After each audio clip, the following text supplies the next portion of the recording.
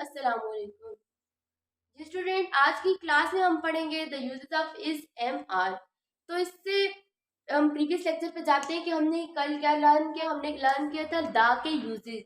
तो I hope कि आपको अच्छी तरह क्लियर होगा कि दा कहाँ पे यूज होते हैं। तो आपने साथ साथ उसकी प्रैक्टिस भी करनी है ताकि वो चीज़ भी हमें क्लियर हो साथ साथ। तो आज हम डिस्कस करते हैं uses of is am are. तो चलते हैं अपने टॉपिक की तरफ। तो helping verb, is am are क्या है? हेल्पिंग वर्ब है। Show the presence of something और अ पर्सन, किसी भी इसके लिए यूज होता है, मतलब कि मौजूदगी, मौजूदा जमाने के लिए यूज होते हैं ये तीनों हेल्पिंग वर्ब।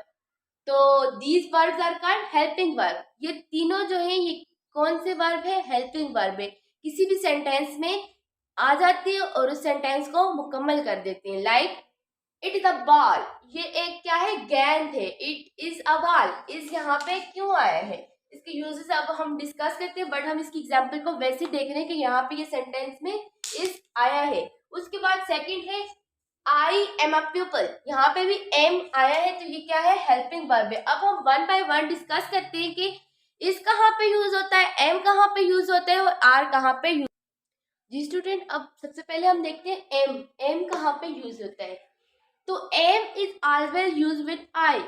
एम हमेशा, जब भी एम किसी भी सेंटेंस में यूज होगा तो हमेशा उसके साथ कौन सा वर्ड होगा? आई। आई के साथ हमेशा कौन सा वर्ड यूज होता है? एम। तो जब भी हम अपने लिए अपनी बात करेंगे तो हम उसके लिए वर्ड यूज करेंगे आई, और आई के साथ हेल्पिंग वर्ब जब भी हम यूज करेंगे तो एम यूज करेंगे। क्लियर हो गया आपको? तो अब हम एग्जाम्पल को देखते हो तो हमें अच्छी तरह क्लियर हो जाएगा कि एम कैसे यूज होता है। ठीक है, आई एम क्वाइट, मैं खामोश हूं। मैंने अपनी बात की ना कि मैं खामोश हूं, तो मैंने अपने लिए क्या लगा दिया? आई लगा दिया। बट हेल्पिंग वर्ब यहाँ पे मैं कौन सा यूज करूंगी? आई इज क्वाइट तो नहीं हो सकता ना, तो आई एम क्वाइट। एम क्यों यूज किए? क्योंकि हमेशा जो आई है उसके साथ कौन सा हेल्पिंग वर्ब यूज होता है? एम हेल्पिंग वर्ब यूज होता है। तो हमने यहाँ पे क्या लगा दिया?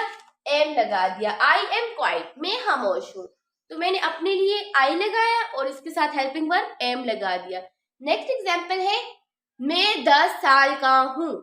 तो मैं 10 साल का हूँ तो मैं अपने लिए कौन सा वर्ड यूज करूंगी? आई यूज करूंगी। लेकिन उसके साथ साथ जो हेल्पिंग वर्ब है वो भी मैं यहाँ पे क्या कौन सा यूज करूंगी? एम यूज करूंगी। क्यों यूज करूंगी? क्योंकि रूल है आई के साथ हमेशा कौन सा वर्ड लगता है, कौन सा हेल्पिंग वर्ब लगता है? एम लगता है। उसके बाद आई होप इन दो एग्जाम्पल से भी आपको अच्छी तरह क्लियर हो जाएगा कि जब भी हम अपनी बात करेंगे तो हम उसके साथ कौन सा वर्ड यूज करेंगे? एम यूज करेंगे। लाइक एक और एग्जाम्पल लेते हैं, I am late today. I am late today, मैं आज लेट हो गया हूँ। तो आई के साथ कौन सा वर्ड यहाँ पे भी यूज हुआ? एम यूज हुआ। आई होप कि आपको इसकी समझ आ गई होगी। इसके बाद है वर्ड इज। इज कहाँ पे यूज होता है? तो इज हमेशा सिंगुलर थिंग के साथ यूज होता है। जो प्रोनाउन है हमारे पास सब्जेक्ट है ही शी इट के साथ तो मस्ट और मस्ट यूज होते हैं। Always use with he she it in present tense, कौन से जमाने में? मौजूदा जमाने में। और it also comes with singular noun, यह हमेशा कौन से नाउन के साथ आता है? सिंगुलर नाउन के साथ। इस इस्तेमाल जमाने हाल में सब्जेक्ट के साथ होता है। तो हमेशा कौन से टेंस में होता है? प्रेजेंट टेंस में होते हैं। और ये कौन से सब्जेक्ट के साथ लगते हैं? Singular subject. कौन कौन से? He she it, he is, she is, it is, इन सब के साथ क्या लगता है? इज लगता है। तो अगर हम एग्जाम्पल देखेंगे तो हमें अच्छे से क्लियर हो जाएगा कि इस कैसे यूज होता है। जी स्टूडेंट, इसकी एग्जाम्पल देखते हैं। Ahmed is a good boy. यहाँ पे हमने ऊपर इसके यूज में देखा था कि जब भी सिंगुलर नाउन आएगा या फिर सिंगुलर सब्जेक्ट आएगा तो उसके साथ क्या यूज होगा? इज। यहाँ पे हमने कंफ्यूज नहीं होना कि यहाँ पे सब्जेक्ट ही शी इट होगा तो तभी इज यूज होगा, पर नहीं, जब हमारे पास सिंगुलर नाउन भी होगा तो तब भी हमारे पास कौन सा वर्ब यूज होगा? इज यूज होगा। तो ये भी ध्यान में रखना है कि सिंगुलर नाउन भी हो और singular subject he she it के साथ भी यूज होगा और सिंगुलर नाउन के साथ भी इज यूज होगा। Like Ahmed is a good boy, अहमद एक अच्छा लड़का है। Pakistan is my country, Pakistan मेरा मुल्क है। ये सब कौन सी एग्जाम्पल थी? एम कहाँ पे यूज होते हैं? हमेशा सिंगुलर सब्जेक्ट के साथ और सिंगुलर नाउन के साथ। उसके बाद हम बात करते हैं आर की, कि आर कहाँ पे यूज होता है। आर हमेशा यूज होता है वी यू दे के साथ, मतलब कि प्लूरल नाउन के साथ यूज है सब्जेक्ट, बतौर सब्जेक्ट के।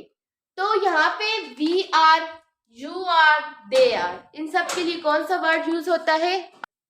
जैसे कि इसकी एग्जाम्पल है वी आर स्टूडेंट्स, हम क्या हैं? शागिर्द हैं, हम स्टूडेंट्स हैं। तो वी आर स्टूडेंट्स, क्योंकि हम स्टूडेंट्स मतलब ये प्लूरल आ गया, तो इसके साथ हम यहाँ पे शी या आई तो नहीं लगा सकते ना, तो इसलिए हमने यहाँ पे वी लगाया। तो वी के साथ हमेशा कौन सा हेल्पिंग वर्ब होगा? आर। आर हमेशा प्लूरल के साथ आता है, तो तब हमने यहाँ पे यूज किया वी आर स्टूडेंट्स। ऊपर इसकी डेफिनेशन में भी यही बता रहे हैं कि प्लूरल नाउन के साथ यूज होते, ठीक है।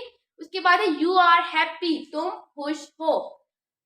We are happy on our success, हम अपनी कामयाबी पर खुश हैं। वी आर, वी के साथ भी क्या लगा है? आर लगा है। ये सब क्या थे हमारे पास? आर के यूजेस थे। आई होप कि आपको इसकी अच्छी से समझ आ गई होगी। हम इस नेक्स्ट वीडियो में इसको इंटरोगेटिव और नेगेटिव बनाने का तरीके सीखेंगे। अगर आप हमारे चैनल पर नए हैं तो जरूर सब्सक्राइब करें और साथ में बेल आइकन को प्रेस करें। अल्लाह हाफिज।